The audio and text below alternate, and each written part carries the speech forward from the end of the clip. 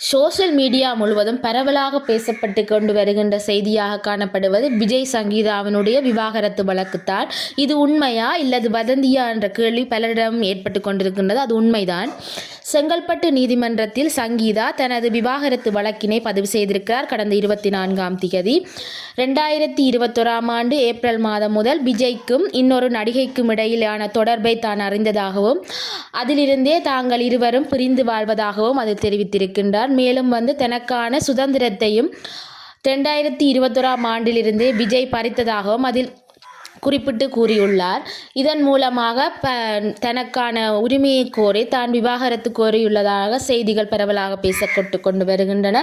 மேலும் இவர் தனக்கு நிரந்தர ஜீவனாம்சம் வழங்குமாறும் அதில் குறிப்பிட்டிருக்கின்றார். அதாவது விஜயனுடைய சொத்து மதிப்புக்கு ஏற்றவாறும் சமூக அந்தஸ்துக்கு ஏற்றவாறும் தனக்கு ஜீவனாம்சம் பெற்றுத்தர வேண்டும் என்றும் தனது விவாகரத்து வழக்கில் கோரிக்கை வழங்கியுள்ளார்.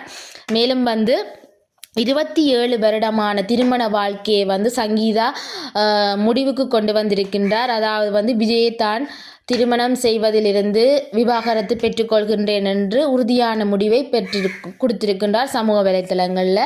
இவர்களுக்கு ஒரு மகனும் ஒரு மகளும் இருப்பது யாவரும் அறிந்ததே. அவர்களும் தாயினுடைய பக்கமே உள்ளார்கள். ஏனெனில் விஜயனுடைய டிவிகே மாநாட்டு எந்த ஒரு நிகழ்ச்சியிலும் சங்கீதாவோ அல்லது அவர்களுடைய மகனோ எவருமே வரவில்லை. அவருடைய அம்மா அப்பா தான் வந்திருந்தார்கள். இதிலிருந்தே புரிந்து கொள்ளக்கூடியதாக இருக்கின்றது மகன்களுக்கும் பிள்ளைகளுக்கும் அவருடன் உடன்பாடு இல்லை என்றது தெரிவித்துக் கொள்ளப்படுகின்றது. இதில் மிக முக்கியமாக சங்கீதா என்ன கூறியிருக்கிறார்ன்றா விஜய்க்கு இன்னொரு நடிகையுடன் தொடர்பு இருப்பதாகவும் அந்த நடிகையினுடைய பெயரை தான் பிரைவேசி கருதி சொல்லவில்லை என்றும் கூறியுள்ளார். அவ்வாறு அழுத்தங்கள் தனக்கு ஏற்படுமாக இருந்தால் அந்த நடிகையினுடைய பெயரையும் தான் தெரிவிக்க வேண்டிய நிலை ஏற்படும் என்றும் கூறியுள்ளார் தனது குற்றப்பத்திரிகையில்.